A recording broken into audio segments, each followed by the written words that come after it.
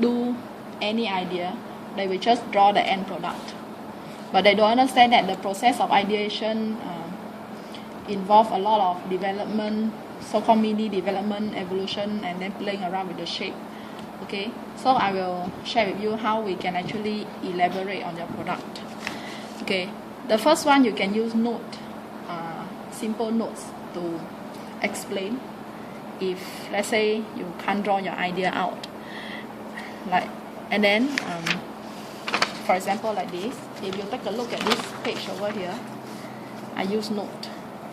Okay, because for example I want this sheets of material is rollable, but I cannot draw it out, so I have to explain, so I use simple note. But do not write paragraph essays over here, because people are not interested in your notes, people interested in your idea. So simple short notes to explain.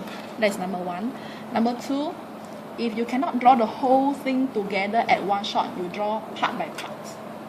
For example, this one initially I'm thinking of a windmill. Okay, so I draw the windmill first.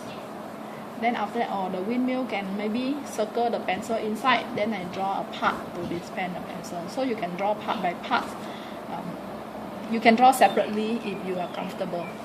Okay, then now how to really fully think through of one idea. There are three important aspects of an idea. Number one, function. Number two, ergonomics. Number three is aesthetics. These three are very important. So every time when you design an idea, make sure you think through. Number one, function. You explain how it is used, how it works. Maybe you can explain. You see, so here I explain how it's used. So I write this one is rotating. How the parts are joined. For example, over here at this idea, I want my pencil holder to join together, so I explain how the parts are joined. Then how is it rotate? Maybe if you want something to rotate, you can explain how you make it rotate. Maybe attach a motor, or attach a motor, then you put motor. Okay. So basically explain the various aspects of its function, how it works.